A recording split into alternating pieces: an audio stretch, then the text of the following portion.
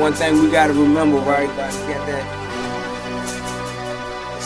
Is that our past is our present and our present is our future. They don't look for us to succeed, man. What we do now can affect us. They look for us to fail now. We gotta do better though. Let's start with the examination of our education. There was no foundation for me.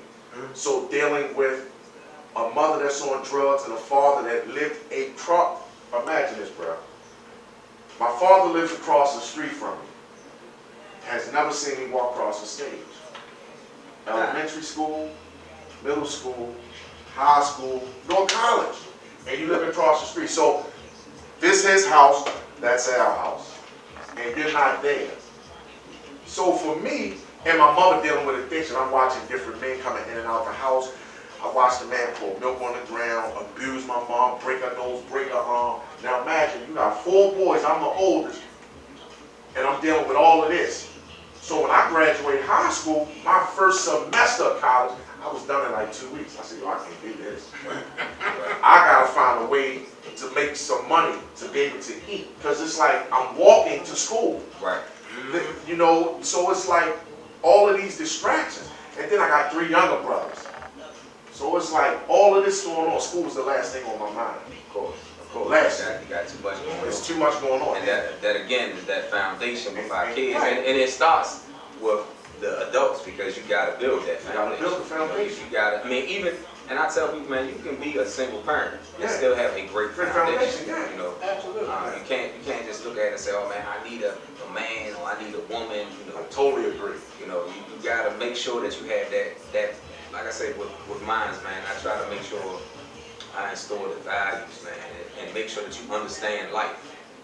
And that way, you understand that, look, man, it's gonna be some struggles. It's gonna be some trials, it's gonna be some tribulations, but in the end, you know, it's gonna be well worth it. And you just gotta be able to pick your battles. I even feel like we should have parenting class as part of the school curriculum. Like when 9th graders first come to high school, they give them a tour of the school.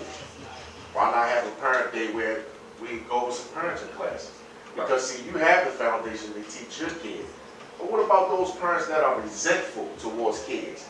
Right. You just don't like your father. They don't like the fact that they had you because they feel like you're the reason I'm struggling. Right. And guess what? When them kids come to school, they dealing with, my mother don't want me. Why am I going to listen to a teacher? I don't trust or believe in nobody. They just going through life, going through the motions. Because again, the foundation piece, it ain't there. So let's look at the other great walls of China when we're talking about this, okay? We talk about an economic system that's set in place for them to access services, right? And stuff that have become a cycle of generations and stuff. Parents on welfare and children on welfare, and it's just trickling down the system and stuff to the point where there's no break. Then the other piece of inclusion in the classroom. You know what I'm saying? As you was talking about some of the kids with their issues, you know, and you can't identify because you don't know, okay? Because they don't have to disclose. Right. Right?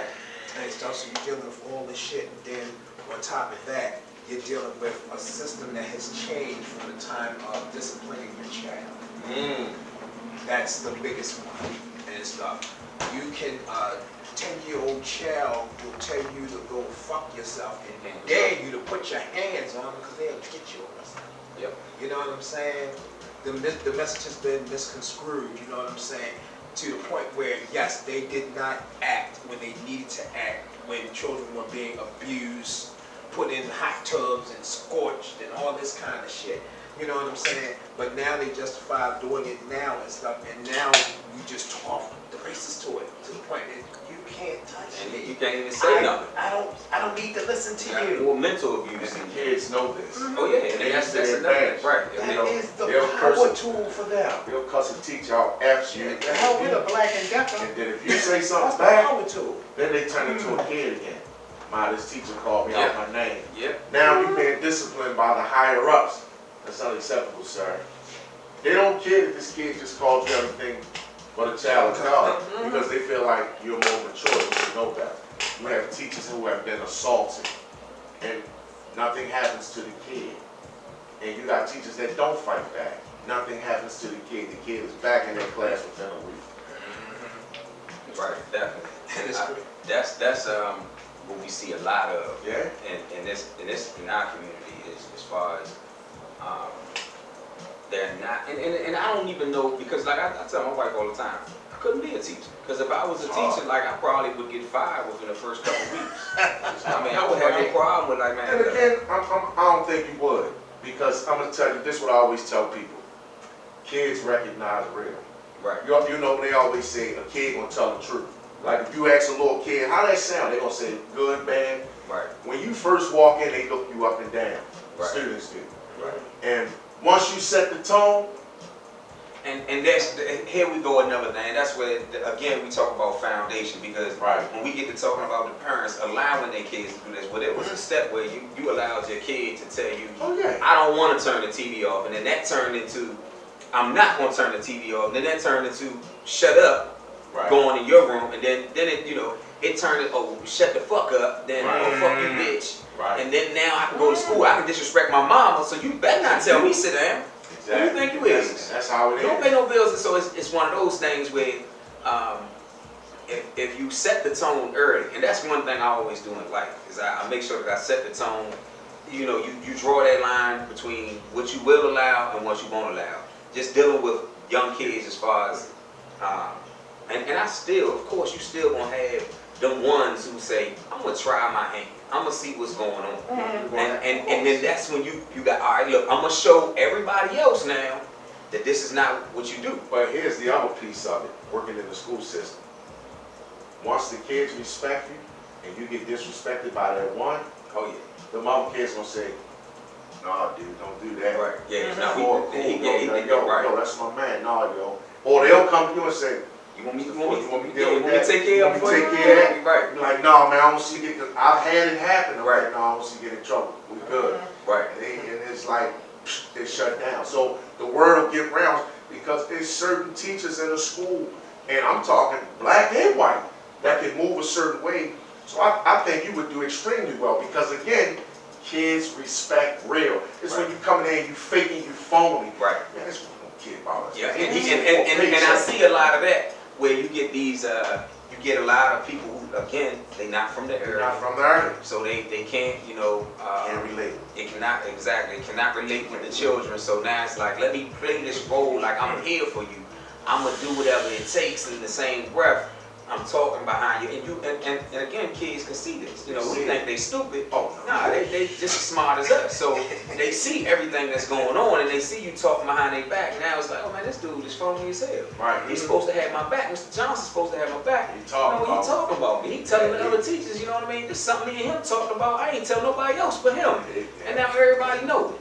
Because So our young people are masters of manipulation, so they know when you're doing it before Right. you even do it. Right. You know what I'm saying? Highly educated and stuff. You know what I'm saying? How do we get them to focus on the things that's going to help them live, not just survive? You know what I'm saying? Look, bro, I'm sorry. nah. You exactly right. I mean, But and I always say this: we need more people like us in the schools. We don't have that many African American male teachers. right.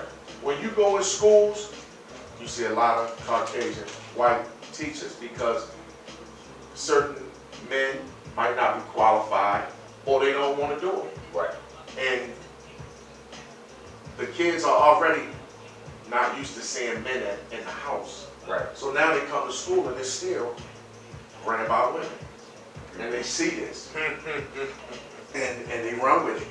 You know, so again, and then they'll say, like I always use the example, like I had my show one time, I had Dr. Steve Perry on there. And I said, Dr. Perry, let me ask you a question. How do you feel about men who have been incarcerated coming into the school system to help give back? He said, I think it's a great idea. He said, but they don't want these guys nowhere near the students. Right. And he said, when he had issues with certain students, he would go to the street guy who might be the football coach.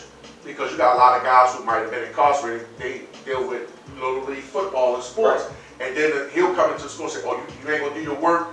They respect this guy. But again, we shy away. Oh, no, we can't have them around.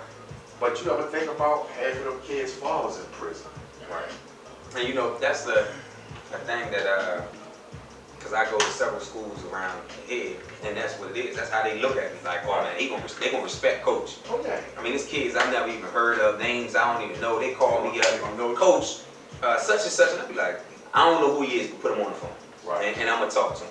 And I'm gonna relate to him because for one, I'm gonna catch his vibe, you know what I mean? And I'm gonna understand. And it's the first thing I always tell you, and I ain't even got to say, pull your pants up. First off, when you talk to me, pull your pants up. And they're like, how do you know my pants was down? He on the phone with me.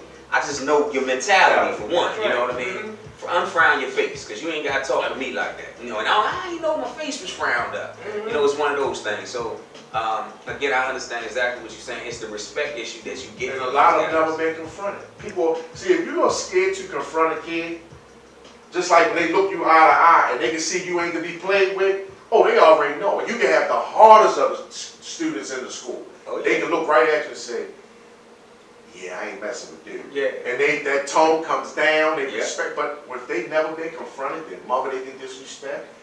You got some young men who disrespect their father, grandfather, whoever, so they've never been challenged, and then all of a sudden you have this person confronting you, pull your pants up. And it's like they want somebody to tell them, but right. It's exactly. I mean, and speaking of that, story that I got is I had a kid on my team, your size, big kid. boy. And he actually, I had boxing gloves. I got a gym where the kids work out. I had boxing gloves, and he had a kid. I mean, about this size, you know. But this kid, you know, little mouthy kid, they wanted to put the boxing gloves on together. All right, I'll put the boxing gloves. Well, he ended up beating the hell out of the kid, and I remember telling him to stop. You know, like, all right, that's enough. You know, y'all stop. Well, he didn't stop. So I jumped in his shit. When I jumped in his shit, you know, it was more or less like, of course, discipline. But I remember leaning on him. Like, I dare you do that to me. Like, do anything. You flinch wrong, you blink wrong, I'm going to knock you out. Right. And he's saying this to him. Well, he didn't do anything. I mean, to me, and then come find out maybe a month ago, he ended up swinging on an administrator at the school. So these are things where I say he did not have the respect. You know what I mean? So of course he's going to treat you. He's going to look at you like, man, I swing on, especially. But I'm out there and I'm smaller than the administrator. Boy, you bigger than me. You could hurt me just as well as you can hurt him. But you didn't do that. Just the way that I approached you. And again, that probably be my reason why I would get fired, because I would have no problem with approaching these kids like grown men. I always tell them, like, if you gonna sit there and you gonna cuss, you gonna talk to me, you gonna say, oh man, fuck that nigga, I ain't doing what he tell me to do. I ain't reading that shit off the board. I can't read, so I ain't gonna read it off the board. Oh nah, I don't give a damn if it take you an hour. You gonna do what I tell you to do and how I tell you to do it. But our teachers are so afraid of losing their jobs. You know, that it's more of a thing where, you know what, let me do what the book tells me to do, and if he's doing wrong, alright, Josiah, go down to the principal's office, go down to the administrative office. Twice when I was working under Memphis Males and happened. And so one of the young men was in the 10th grade. You didn't tell me? And so I did tell you about those two stories and stuff. No, I'm saying that I wasn't there when it happened. You wasn't there when it happened. I think I was going to say, they got an issue. 10th grade boy and stuff, you know, he's an old pretty boy and stuff, you know what I'm saying? It just felt like he was the shit, you know what I'm saying? So I'm sitting in the class that day, so I was holding the class that day, and he had took her eraser, and she was like, Mr. Anthony, you know, so-and-so took my eraser. I was like, give her back her eraser and stuff. I said, y'all calm it down, give her back her eraser and stuff. So he didn't give her back the eraser and stuff. Then he said, she's like, Mr. Anthony, he is ripping up my eraser. So I walked over there and stuff, and he was literally trying to tear it, right? So I took the eraser out of his hand and stuff. He's like, don't you touch me and stuff. Yeah, right. And stuff. Then, same boy and stuff. Remember we was putting the murals and stuff up on the wall and stuff, so we was using the overhead projector. And I'm up there, you know, sketching the thing for the students so they could paint it. And he gonna come and he gonna move the paper and stuff. And I didn't catch him that day, but when he came in the next day and stuff, and stuff, I said, don't get it twisted because Mr. Leverette is here as an avid, you know, tutor. And I won't jack your little ass up and stuff. I said, because this job don't mean nothing to me. I said, what matters to me is that you conduct yourself like you're supposed to conduct yourself. I said, first and foremost, I'm an adult, you know, and to me, you're still a child. Right. You know what I'm saying? So I had to break that down to him.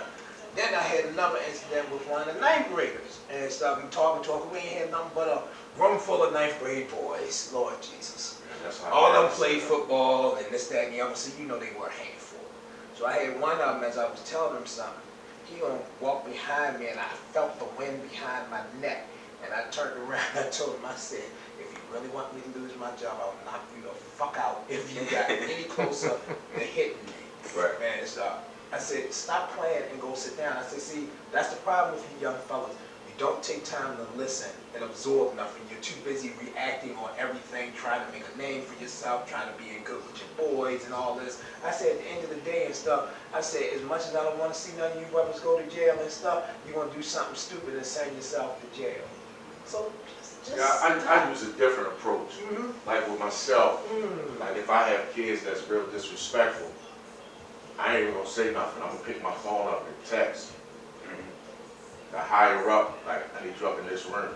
Take this kid out, down with him. Or, let's say a kid, he refuses to work. So once the class is dismissed, I say, I need you to stay back, I need to talk with you. And then I'll say to him, yo, if you got an issue, read, bro, I can help you. Right. I don't want you to feel like you can't go and help. Because some of them, they dealing with issues like that. You know, I caught a young man, he had a backpack full of weed, bro, ninth grade, with the box on his leg. So when I was told to go get this kid, I was like, yo, grab your stuff, let's go. He was like, where we going? I said, down to my office. I said, and Baltimore County Police in there waiting on you. They can restrip search you. Oh, like, what? Right. I said, oh, and your crew down there also. Yeah. Yo, like, what? And bro, weed. And the cops wanted to arrest him. Right. So I said, look, I said, officer, let me be responsible for this kid. Take the weed, take it. Y'all do what y'all want, take it. They took the weed. And man, this kid, friendship grew from there because he was like, Mr. Robbins, I would have got violated. I would have went back to jail. So now, when this kid sees me, it's like if I say, yo, I need you to do this, absolutely. Oh, yeah. No issue. And he'll tell him, man, Mr. Robbins saved me. Yeah. So sometimes they need that because, again, it's prison he answer. Right. Like, right. Sometimes it's not. I mean, Because, I don't think at any time. because you know, it's not. when I've never served jail time. So I don't know, like my brother, the 20-some years, I still sit there at times and I see movies of jail stuff and I be like, yo, it's no way. I just can't envision inside this cell. I truly don't feel prison can rehabilitate anybody. I think that's the wrong answer. I would break down your mental. And that's what it is, and that's exactly, it's a mental. I'd rather say, you know what, they want to be criminals, send them to the military, let the military deal with them. Right. Now you're going to make some money, Yeah. they're going to teach you foundation, discipline, all of this. Right. But instead, the They rather make consequences, the money through the prison make the system. money through prison. But imagine that though. We send everybody to the military. Ain't no question asked. Instead of us giving you this 5 years, you ready to do 5 years with the United States Army. Right. Boom. Everything can change right in there. Oh yeah. I mean, we have a lot more serving. We have a lot more serving the country versus put them in jail. Then when they come out of jail, can't vote, can't get a job. Day slavery. You know, you can't get a job. Hard to take care of your kid. Got to deal with child support, and you got to deal with the mental of everybody telling you no. So it's like, do I resort back to doing what I did to get in prison? So it's like the cycle is just. And the thing with the structure from the military is that, because I was a veteran, I am a veteran and stuff. I spent 5.5 years in the military, and when you get in there and stuff, and they first start developing your discipline, it's terrifying. It's terrifying. It's terrifying. But at the end of the day, when you understand the whole process of why you need the discipline, that it's a team effort and stuff. And then when I was like, after a few months of being in basic training, I was like, well, damn, this ain't nothing but a competition and stuff, you know. But they physically exercised the shit out of us and stuff. I was about this big, but it was all muscle. Right. And stuff, you know what I'm saying? But it gave you a new sound, you know, set of beliefs and values And some motherfucking demolitions. So And I don't use that stuff. So why do you think they don't want to send young men there instead of prison? Because for the simple reason is when you look back, let's let's take it back like 5 or 6 years and stuff. When a lot of mothers was talking about they didn't want their sons to be over there in the hot area when they were fighting against Saddam Hussein and all that, right? The thing is that, Mom, at the age of 18, you had nothing to do.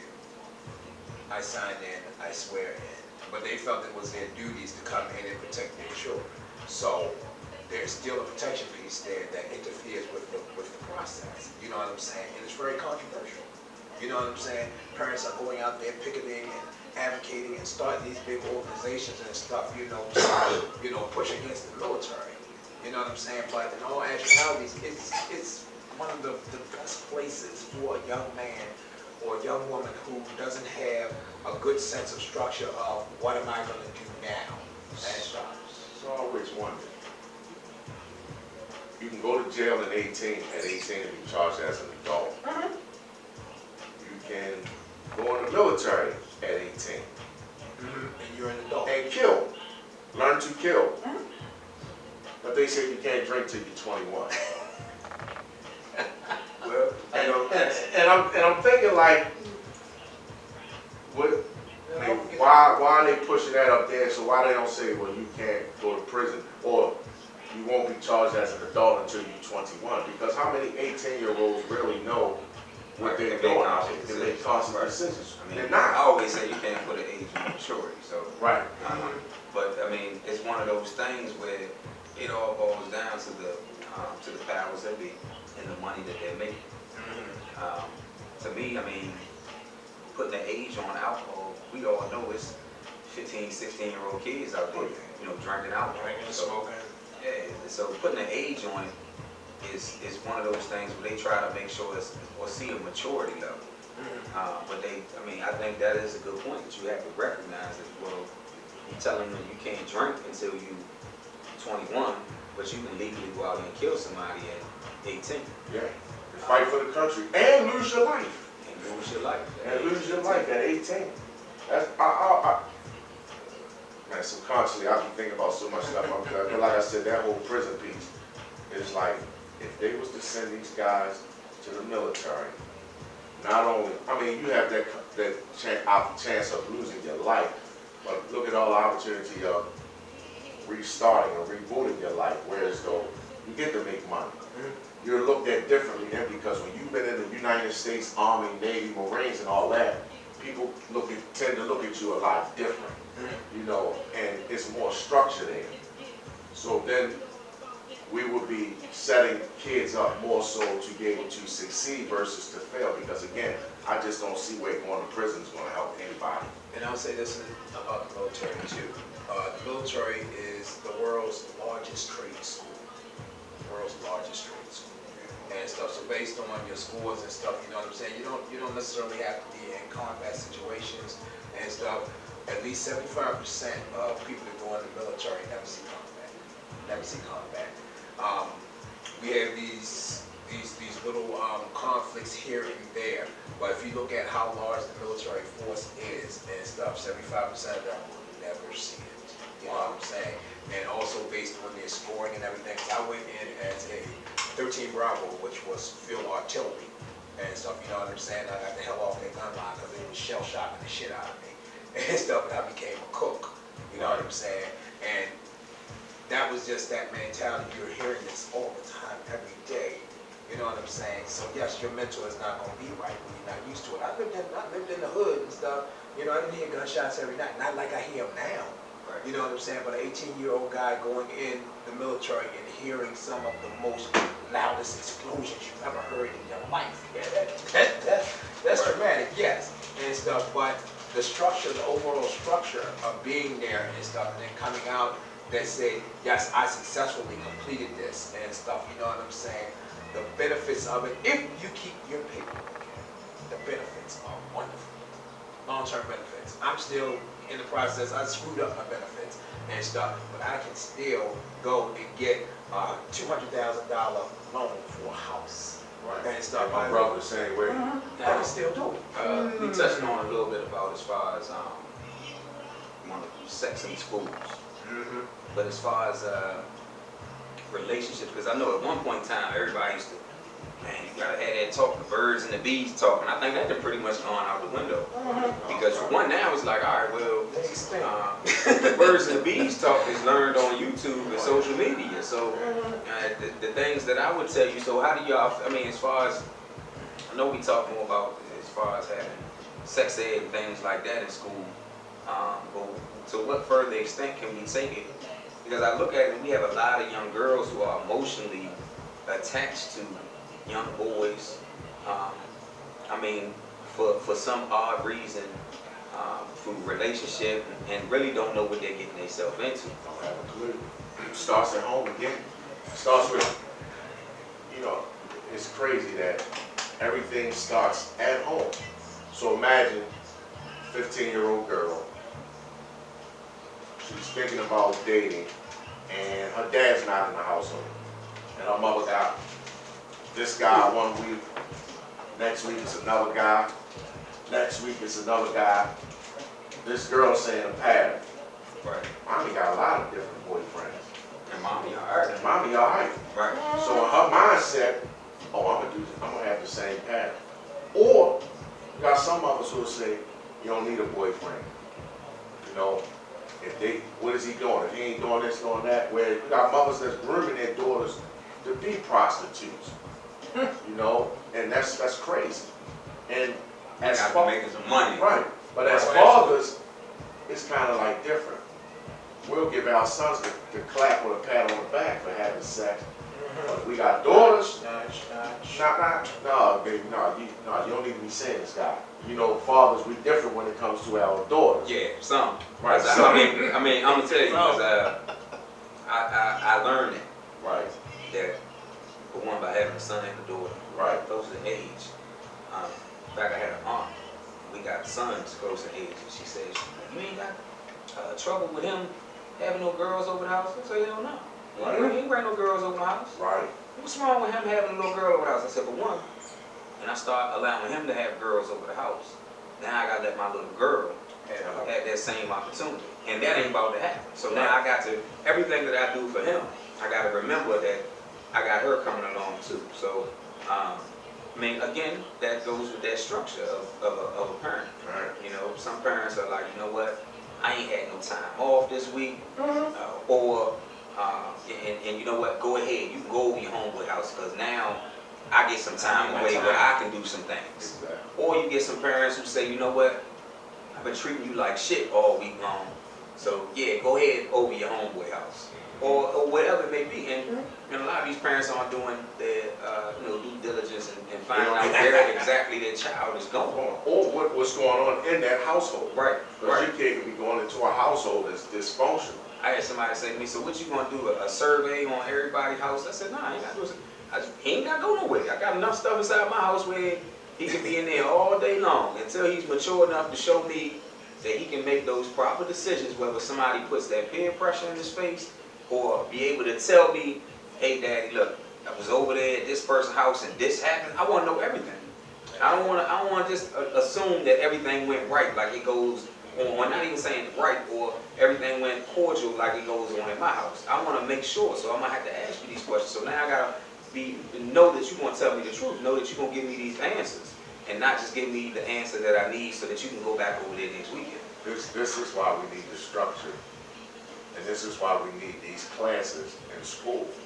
Because if you have the classes, then you can touch on topics of, so scenario, you go to a girl house, parents ain't home, y'all chilling watching TV. They ain't tell their parents you was coming over, and then the father happens to walk in and you sitting on this girl's bed. And then she hollered you raped her, or tried to rape her. Right. Now we have a problem. Father might try to kill you, number one. Right. Number two, the police. This father would. Right. Now, two, the police get involved. Now your kid has a rape charge or accused of it. Right. And now it's like, if we have these discussions or classes in school, kids will be more prepared on why they shouldn't be so gullible to go to do something that they're not ready for. So it's funny and stuff because every time I look at your, you said it was the for the culture and stuff. The word culture always sticks out, right?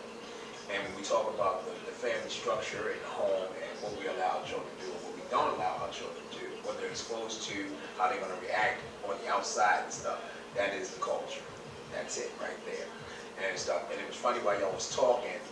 On one side of my brain, I was saying the Huxtables. On the other side of my brain, I was saying the Evans family. You understand? Now, two full families, children, both parents in the household, right? And stuff. There was an episode on the Bill Cosby show where Theo had marijuana and stuff handled, you know, in such a way, you know what I'm saying? But that's when Theo was a little bit rebellious, but he changed after that conversation and stuff. Then the episode on Good Times when Debbie Allen was on there and she was heroin user. You see what I'm saying? And JJ wanted to marry her. You know what I'm saying? And they told him, no, they're not going to allow it and this, that, and the other and stuff. You know, every time I look at that episode, I try to figure out, okay, what was the thing that made Debbie Allen use drugs? You know what I'm saying? When her parents didn't use them and stuff. Being in a concealed, isolated household sends children off on a tangent when they get out. Right. Sometimes. You know what I'm saying? I talk about it in the book, the stage play I wrote called Voices. One of my characters said, my parents been married for 20 years. I live in a big house, I go to private school. Never wanted this life, just wanted to be normal. But in school, the kids would tease me and call me the mixed girl because her father was black, her mother was white. Right. Because of the peer pressure, she starts sleeping with an older guy to try to feel down, and she ends up pregnant. She can't tell her parents. She had no money for an abortion. So again, you can have both parents in the household, but because they're there, don't mean they're there. Right, absolutely. You know, Exactly. you know, I could be in a household with my woman, but I work so much, I don't have no time for my son or my daughter. Right. Because I work so much. You see what I'm saying? Or I could be that mother that I'm in the household, but I resent being in the household because she might be upset the fact that, oh, I put my career on hold for you. You have all these different variables where a lot of people have households, but how many people sit down and eat dinner at the same time in the same household? Right. You know? Right. You know? That's a good point and stuff. As kids, you know, what did y'all learn when you go sit down at the dinner table? I don't remember doing it. You don't remember sitting down I at the dinner table? I tell my students, thing. I don't remember ever sitting down with my mother and father eating dinner, ever. And then when the way that the culture was observed during that time and stuff, you really didn't talk at the dinner table. Right. And stuff. That was part of our culture. But now, that's when the big conversation should be held. Right. Having dinner. Right, that's the And stuff. communication. But we find out that later and stuff, who perpetuated and stuff, was it something that was always supposed to be being done, or was it something brand new? You know what I'm saying? And then when you start putting it in place, when it's been out of circulation for a long period of time and stuff, people are not, you know, that reluctant to say, okay, that's a refreshing lesson to them. Again, that goes, I mean, to our fast-paced lifestyle where it's like, all right, well, you might have a mother and father working on two different schedules. Or you might have, like in my situation, we don't get in, me and my son won't get in the house until 8:30, 9 o'clock from after practice. Right. My youngest son and my daughter are already washed up and in the bed. You know, they've already eaten and everything. So now we come in the house and it's like, all right, so it's more or less, you got two different things going on. So, and then even sometimes when we are all at the house together, you know, it's one of those things, all right, well, look, the kids will eat at this time, and then, you know, me and my wife will eat at this time, you know. So I mean, it's so many different things and variables that causes that, but that is something that is needed. I always say the family time. That way you can know exactly what's going on with your kids. You can see if they're going through the abuse or many parents actually ask their kids, how was your day? Right. Like a lot of parents don't ask that question. They just come home from work. Right, mad, tired, the boss, and taking it out on everybody else. And then the kid goes up in their room and they might be playing video games. They don't, it's rare that we sit down. Right. So, and that's the answer. The answer, as far as technology is concerned, is to create something that is family oriented, right? And stuff. So now we got all these games. Just recently, you know, recent thing with Pokemon and the new Nintendo system and stuff, you're seeing more parents interacting on commercials with their children versus us knowing that our children will go isolate, get on their game, and be on there for 3-4 hours. Right. And stuff, you know what I'm saying? And stuff, and be playing the most graphic of games. You know what I'm saying? And I remember one time I had talked to my nephew about my great nephew, because you talking about a 3-year-old child, you got him sitting there with a controller playing this graphic, you know, killing game. And I'm like, do he really need to be playing that? But who am I? And stuff, you know, if you stay in your place and stuff was more or less the look that I got. Right. You know what I'm saying? He's okay. And stuff was like, okay, let me stay in my lane. But this is part of the culture. It's happening and stuff. Our children are so tied into it. When I talk to my nephew and stuff, he plays sports and everything, but that game, when he in that game, he in that game. And I told him, I said, have you ever thought about what it takes to make that game that you love to play? You know what I'm saying? And that's another thing. A lot of these kids will tell you, well, you know, it's people that make money, you know, playing these games. It's not a lot of them. This, you got a better chance of being a basketball superstar. They'll say that at Milford, they just started an after-school program for playing video games. And there's a show that comes on the Disney Channel and stuff. I watch it faithfully because I like cartoons and stuff, you know. So when all the cartoons kind of go down and stuff around 9-10 o'clock, then that show will come on where they're playing these games and then competition playing these games and stuff. And I actually watches it and stuff, you know what I'm saying? But yet there still is a level of structure and stuff. They may go and play those games and stuff, but outside them games and stuff, they're doing something else too. Now, it has to be a balance and stuff. These are Asian kids, you know. I love the Asian family structure, you know what I'm saying? Because in their culture, they live together, period. Grandparents, parents, the whole 9 yards, whole generation lives together, you know what I'm saying? And it's a wonderful thing and stuff because it keeps the family structure intact. Right. Versus, you know, and I'm not saying nothing's wrong with moving out on your own and being on your own and everything and stuff, but sometimes we move a little too damn far away. Two of my sons was living with me once. They didn't like structure. They lasted with me maybe 2-3 months. Because it was like, they came in, I would take them to school, drive them, they'd never catch the bus, and I would pick them up from school. But then once they came through the door, the chores list on the refrigerator. Right. Once they do their chores, then we sit down as a family and we eat. Right. And we talk. Now you can go do some homework.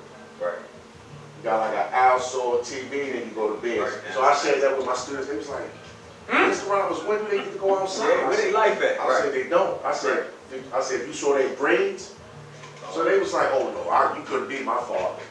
And I'm like, why not? Like, what's wrong with the structure? Because like I said again, if the structure's not put in place, then the foundation and everything is gone. And then, as a father, for me what was disturbing was their mother sided with them. It was almost like, pack y'all stuff, come on, let's go. Right.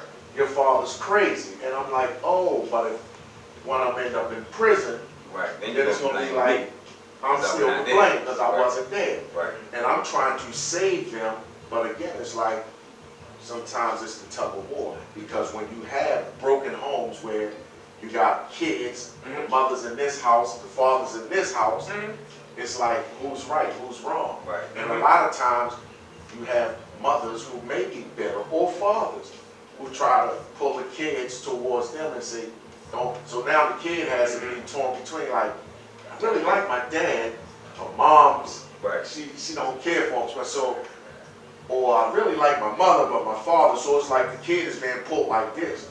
So it's like, again, being pulled, and it's like, well, which way do I go? What do I do? So it makes the kid unsure, uncertain, and he's like, this is dysfunctional, so they can't get it right. How do they expect me to get it right? Exactly. And the child has to learn the process of assimilation and stuff. I have to assimilate when I'm over here with you, then I have to assimilate back when I'm over there Again, with put them. on that mask. With the mask Right, on. and that's like a ebb and flow type of ping pong episode that children are going through. You know what I'm saying? And I have a lot of clients that I deal with that with too. I just recently had a client where I encouraged him to use the justice system to get his visitation rights with his daughter. He was very reluctant in the beginning to do it.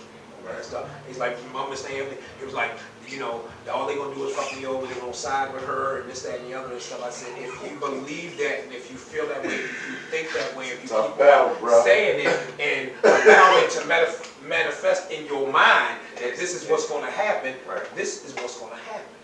That brother took my advice, he did his homework, he wrote down some stuff, he came back and brought it to me and showed me, he said, this is what I presented in court and stuff. And I was like, that sounds good. I said, go on and handle your business. That brother went and handle his business and stuff, and instead of him seeing his daughter. And how long ago was this? This was less than a month ago. Well, I'm going to tell you what I do know. Not so much, but I know President Obama had passed a law as far as having gays with equal rights and everything else. So now with that and legalizing gay marriage.